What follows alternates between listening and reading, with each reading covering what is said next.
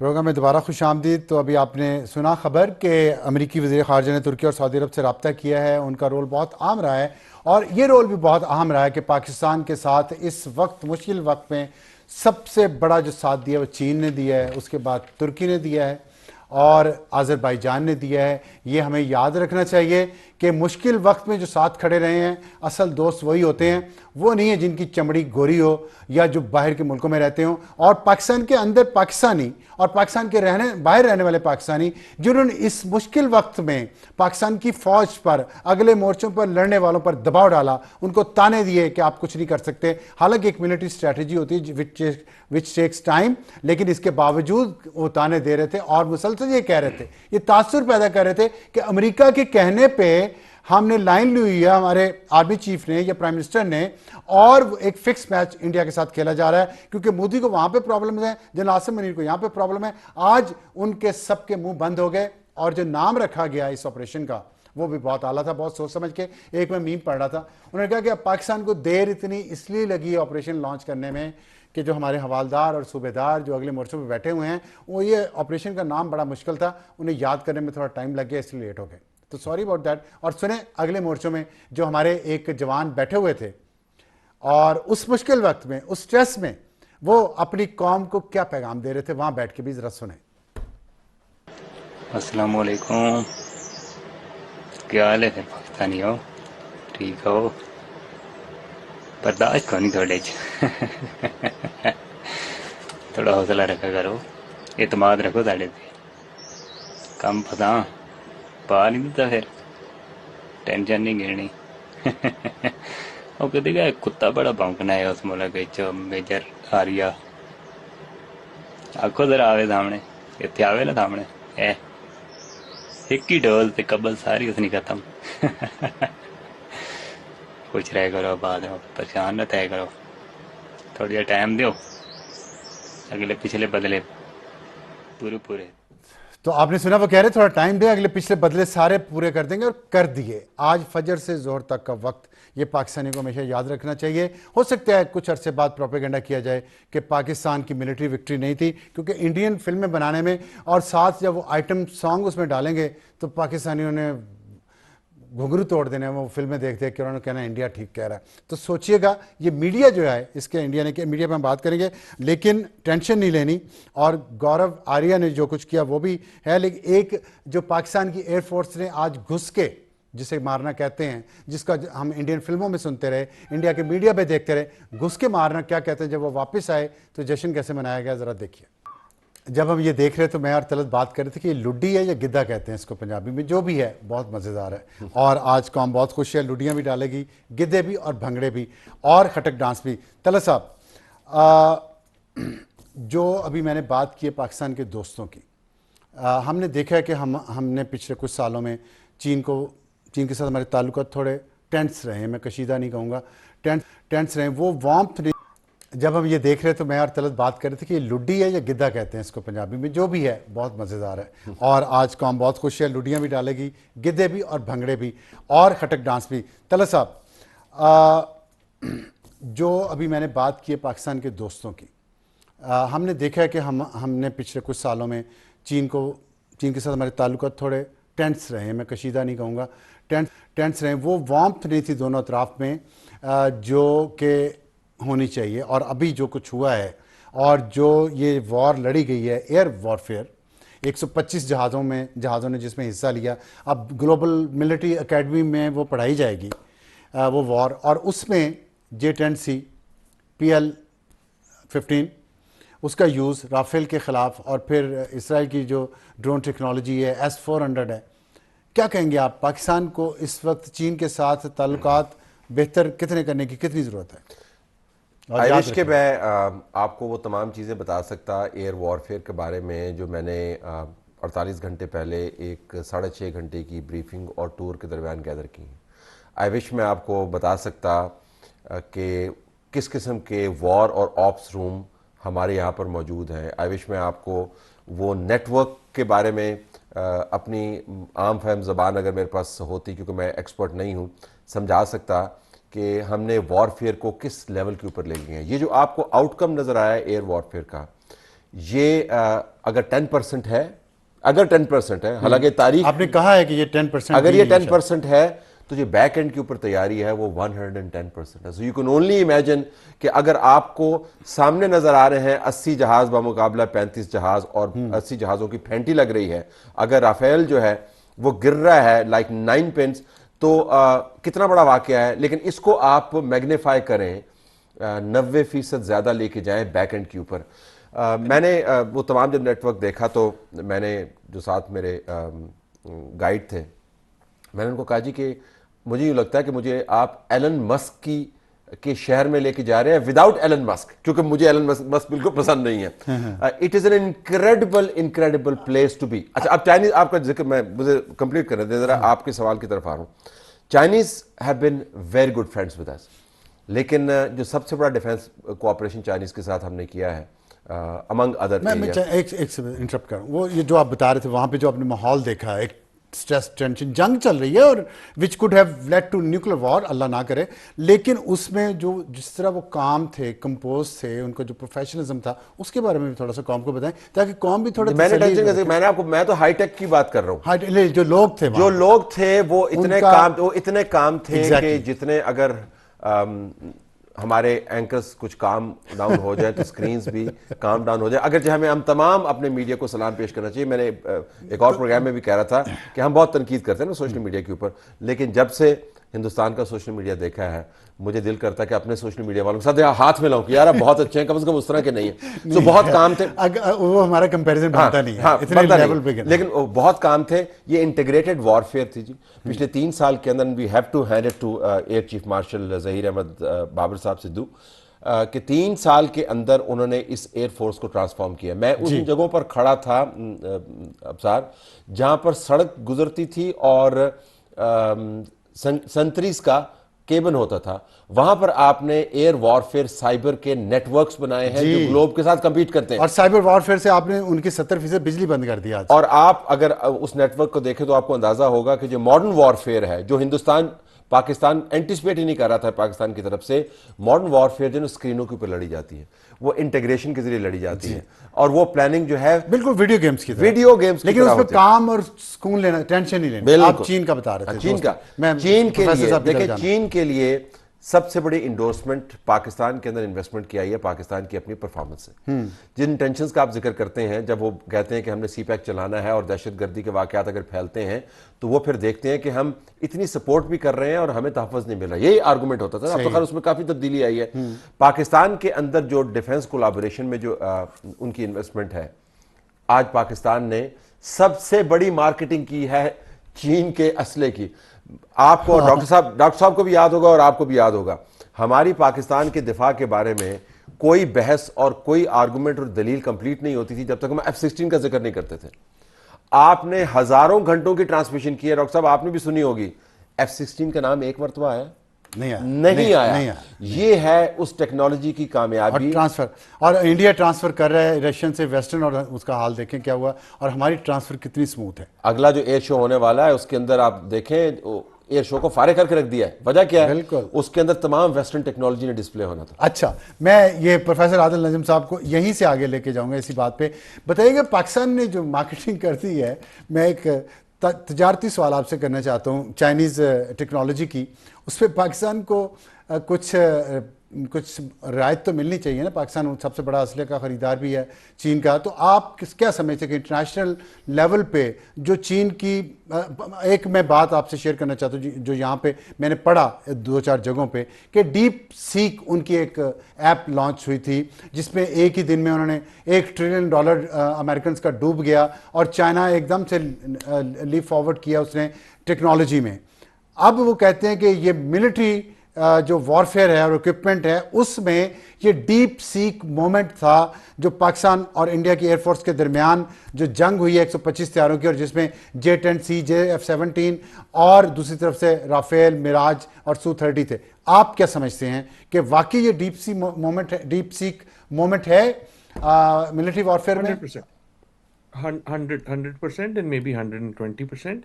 आपको याद होगा जब डीप सीक आया तो अच्छा। बेसिकली सारा जो जो थी शोर था, वो एक कंपनी है निविडिया अमेरिका की, जो एक चिप बनाती है, बेसिक जो एआई के पीछे चिप जी। है, वो सारा उसका था। और वो जो आप ट्रिलियन डॉलर कह रहे हैं, वो उसकी वैल्यूएशन कम हुई। और असली कहानी उसकी ये थी कि यार ये चाइना ने सारी पाबंदियों के बावजूद ये टेक्नोलॉजी इतनी एडवांस कैसे कर ली है। और यहाँ इन अ वे वही हुआ है, और शायद ज्यादा हुआ है। तलत ने बिल्कुल सही कहा कि हमने मार्केटिंग कर दी, लेकिन मार्केटिंग से ज्यादा हुआ। आई थिंक ये, और ये बिल्कुल मैं सही लोगों के दरमियान बैठा हूँ, इसके जो जियो पोलिटिकल इम्पैक्ट्स हैं, जो हिना कह रही थी ना कि तमाम कैपिटल्स में पाकिस्तान की जो वैल्यूएशन है वो रीवैल्यूएट होगी, तो सिर्फ पाकिस्तान की नहीं होगी, वो चीन की भी होगी। और इन अ वे पाकिस्तान उसमें इंस्ट्रूमेंट हो गया डेमोन्स्ट्रेट करने के, और हमारी एयरफोर्स की जो महारत है वो इंस्ट्रूमेंट हो गई। क्योंकि देखो ना, ये इस किस्म की टेक्नोलॉजी आप आम टेस्ट भी नहीं कर सकते ना जंग के बगैर। तो जब उसे थिएटर में जी, टेस्ट राफेल किया गया, और इस वो, मैन बिहाइंड द गन।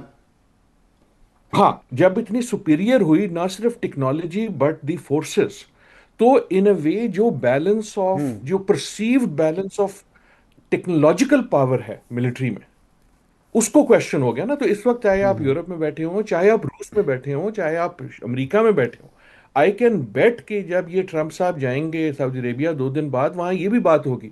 इस वक्त बहुत सारे मुल्क सोच रहे होंगे कि यार हमने जो डील करनी थी, जो हम सोच रहे थे बोइंग के साथ या लॉकहीड के साथ करें, वो चीनियों के साथ बेहतर नहीं है।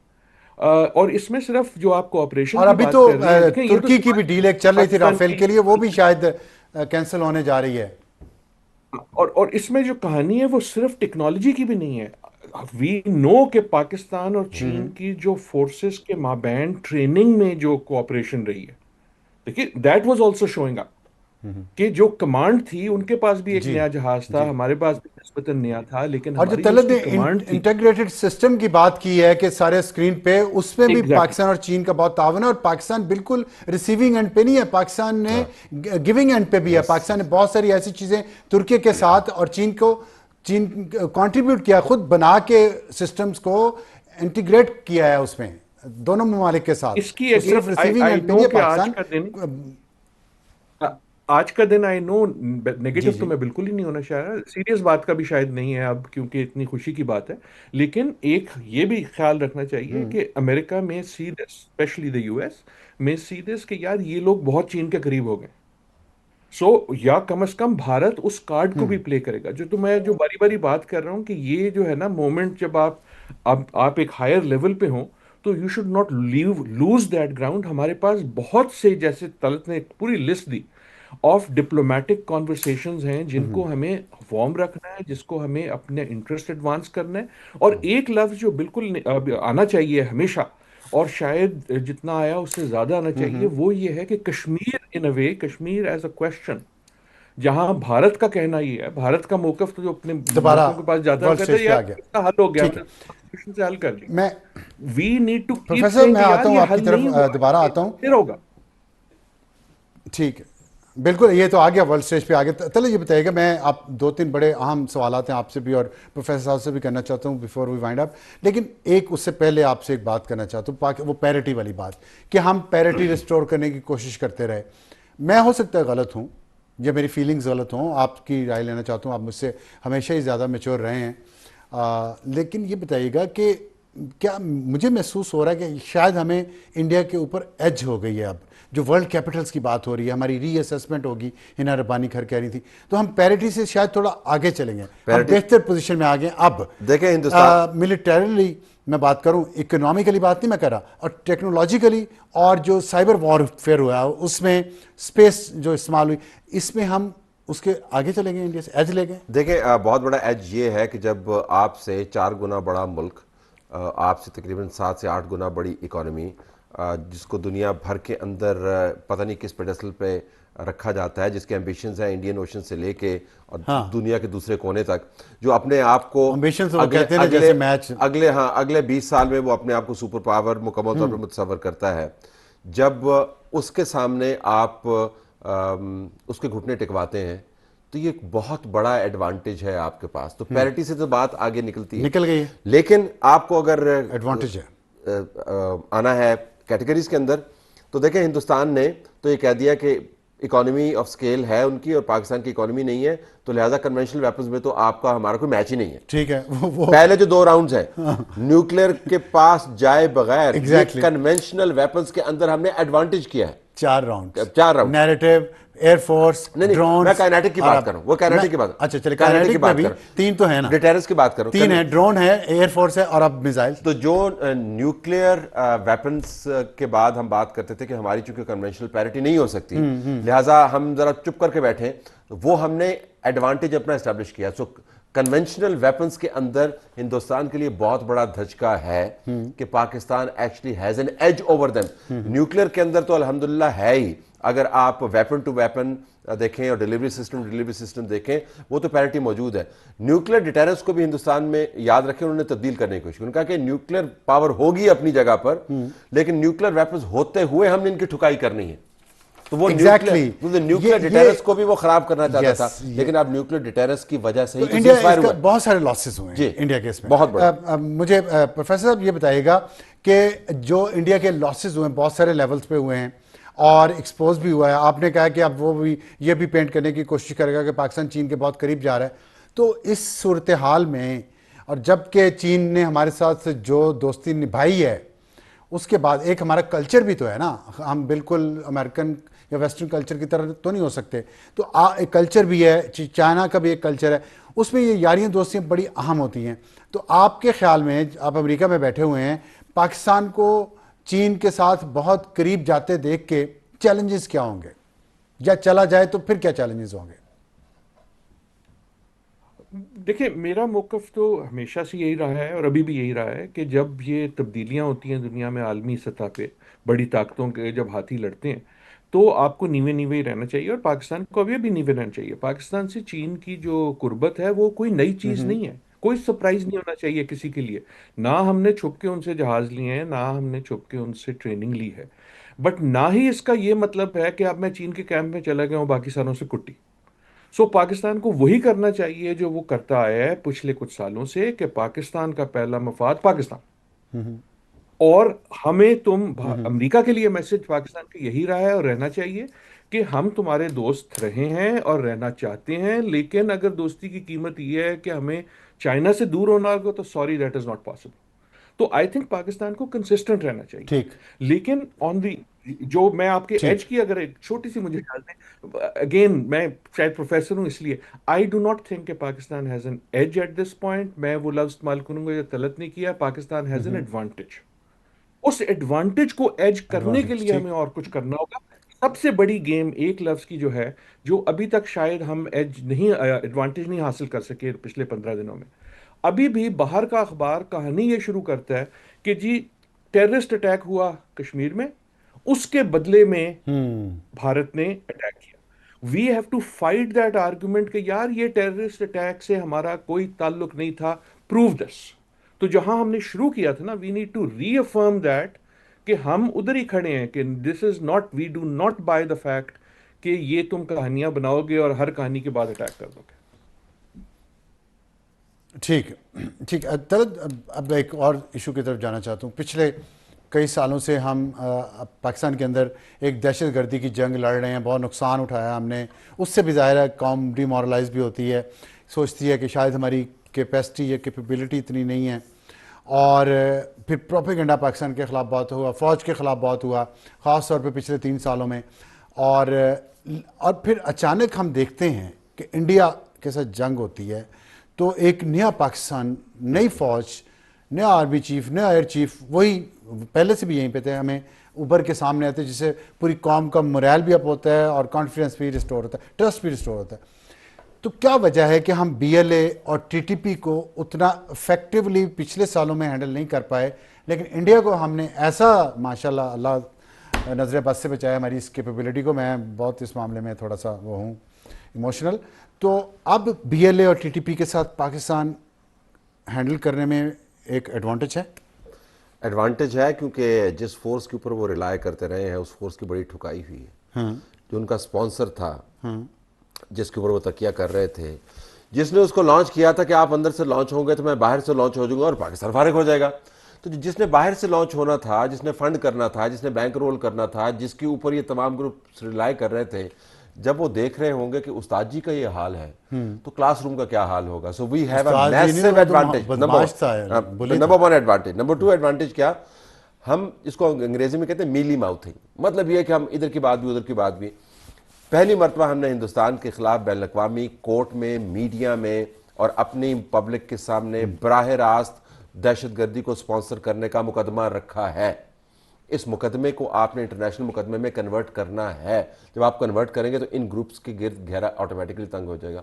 लेकिन सबसे अहम बात जो करने की है कि हमारे यहाँ कहते हैं हर कुछ बनता ही नहीं है, अमूमी सुन के आपने, लेकिन इस मुल्क ने न्यूक्लियर बॉम्ब्स भी बनाए हैं, डिलीवरी सिस्टम्स भी बनाए हैं, अभी हमने जिक्र किया इंटीग्रेटेड सिस्टम्स का, और भी बहुत कुछ बनाया इस मुल्क ने। क्योंकि आपके पास क्लैरिटी है। जहां पर आपके पास क्लैरिटी है ना, अगर आपने टीटीपी के ऊपर क्लैरिटी रखी, it all starts here. War हो, कामयाबी हो। If you have a national aim and you strive to get that national aim sincerity के साथ, तो you can do it। मेरे ख्याल में ये जो आज का जो एडवांटेज है, if I could close on this, आज का जो एडवांटेज है, ये एक केस स्टडी होना चाहिए पाकिस्तान के लिए, how to get things right and how to catch people's imagination।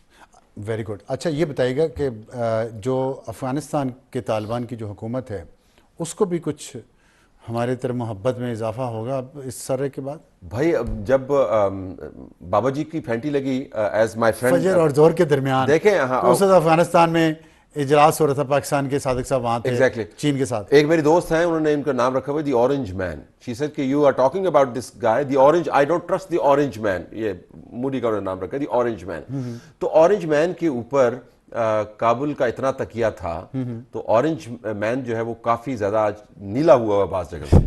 तो इस वजह से मेरे ख्याल में काबुल को भी पता चल गया होगा कि जिसके ऊपर वो तकिया कर रहे थे, they are not that powerful and Pakistan has the capacity to take them and beat them on their game. तो मेरे ख्याल में एडवांटेजेस काफी सारे हैं, डिपेंड करता है आप उसको इस्तेमाल कैसे। प्रोफेसर साहब, आप प्रोफेसर हैं और आप जाहिर है एक एकेडमिक बात करते हैं। एकेडमिकली हमें बताएं कि जो इंडिया के साथ जो अभी बात की, तलत ने भी की है, मैं भी कर रहा हूँ, पहले आप भी कर रहे हैं, कि जो डिसएडवांटेज हुआ है और जितनी उसकी क्रेडिबिलिटी, रेपुटेशन मट्टी में मिल गई है हर मामले में, सियासी हो, सफारती हो, मिलिट्री की हो, तो अब इंडिया के अंदर बहुत सारी तहरीकें हैं अलहदगी की, पंजाब की भी है, कश्मीर पे भी उसने आर्टिकल 370 तब्दील किया था। इन सब इश्यूज पे अब आप कैसे देखते हैं कि इंडिया के लिए आने वाले दिन कैसे होंगे और हमें इस सूरत हाल में क्या करना चाहिए? देखिए, दिन तो उनके लिए भी अच्छे नहीं होंगे। हमें जो है चाको चौबंद रहना चाहिए। हमें वहां नहीं जाना चाहिए जहां भारत पहुंचा। हमें as a victim of terrorism अपने बयानियों को जो पिछले कुछ सालों से है उसको रखना चाहिए। मैं अगर गुजारिश करूं, आप दोनों हजरात से मेरी पहली मुलाकात तब हुई है जब मैं मुस्लिम के ज़माने में, मुस्लिम अखबार के ज़माने में, तब मैं क्रिकेट का रिपोर्टर होता था, तो मुझे हम बड़े पुराने एनालिजी और हाँ, बड़े पुराने हैं। तलत तो क्रिकेट के बहुत ही बड़े वो हैं, दिलदादा हैं और एक्टिव हैं। So let me use a cricket terminology. बिल्कुल ही क्रेजी हुआ होता है क्रिकेट के आज पीछे। की खबर ये नहीं है कि एक T20 मैच हुआ और ਅਸੀਂ जित गए। खबर अगर है तो ये है कि ये टेस्ट मैच है, उसके पहले दिन की एंड पे वी आर अहेड। बिल्कुल बिल्कुल। और ये टेस्ट मैच की सीरीज है, ठीक, ये मुकने वाली अभी नहीं है। सो दैट मीन्स कि वी हैव टू, जो हमने इससे ये सीखा बहुत अच्छी बात की और ये बात उस सोचने चीज को हमें अब हर जगह अप्लाई करना। ठीक। तो अच्छा, उसमें हर जगह अप्लाई करने से मुझे याद आया कि दो बड़े अहम इशू हैं इसमें, कि इस टेस्ट मैच की सीरीज में हमें अपनी जो तैयारी करनी है उसमें एक है सिविल मिलिट्री ताल्लुकात और दूसरा मुईशत। एक को पहले पकड़ लेते हैं, मुईशत पे पहले बात कर लें। तो पाकिस्तान, जिस तरह क्लैरिटी तलत ने कहा, यहाँ से सारी गेम शुरू होती है, यहाँ क्लैरिटी आई इस पॉलिसी में, स्ट्रेटजी में इंडिया को कैसे डील करना है, तो हमने बड़े बेहतरीन, अल्लाह का शुक्र है, डील किया। तो मुईशत के लिए अगर हमारे यहाँ क्लैरिटी ये आ जाए और कोई पॉलिसी और स्ट्रेटजी बन जाए, तो क्या हम उसको अचीव कर सकते हैं? अगले 2, 4, 5 साल में बेहतरी की तरफ जा सकते हैं? यार अफसार साहब, ये तो नेवर इन डाउट है। ये तो that was never in doubt. हमारी तो इकोनॉमिक, ये मेरे में तलत साहब से तो मेरी कई बार इस पे बात हुई है। हमारी जो इकोनॉमिक सिचुएशन है उसका जो हो जाए ना, वो उसका जो वो क्या होता है, वो कहानियों में होता है कि उसकी जो चाबी है वो हमारी डोमेस्टिक सियासत में और जो हमने पिछले 15 दिन से मैं कहता हूं सीखा है, उसमें से one of those things is the national unity, is the thing के अंडरस्टैंडिंग के नेशनल इंटरेस्ट जो है वो मेरे जाती इंटरेस्ट से, मेरे पॉलिटिकल इंटरेस्ट से या पार्टी इंटरेस्ट से ज्यादा है। आई होप कि इस वक्त ये जो ठीक। गुडविल की लहर लहर है, दिस विल ऑल्सो, देखिए हम अपना जब तक डोमेस्टिक सीधा नहीं करेंगे ना, तो इंटरनेशनल पे हमारे ऊपर प्रेशर ज्यादा बढ़ जाता है। And I do not think this is ठीक है। इजी, लेकिन आई होप के out of this there is some way of coming to normalcy. Normalcy का मतलब ये नहीं है ठीक। कि सारे भाई भाई हो जाएं, सो सारे जो है ना वो हर वक्त जो है वो गले मिलते रहे, but we need to return to a ठीक। नॉर्मल ठीक। पॉलिटिक्स, वरना उसकी कीमत हमें हर जगह देनी होगी, ठीक। ठीक। इक्तिसादी तौर पे हर रोज देनी, और बैनुल अक़वामी तौर पे हर रोज देते हैं। उस नॉर्मल उर्दू को पॉलिटिक्स सीधा की तरफ करना हमारे यहाँ सिर्फ बड़ा एक कुछ सियासी हो जाए। जमात, ठीक है, एक सियासी जमात रहेगी जो नहीं जा पा रही। तलत ये बताइए कि मईशत की हमने बात की है और प्रोफेसर साहब ने कहा है कि इस पे हमें यूनिटी दिखानी चाहिए।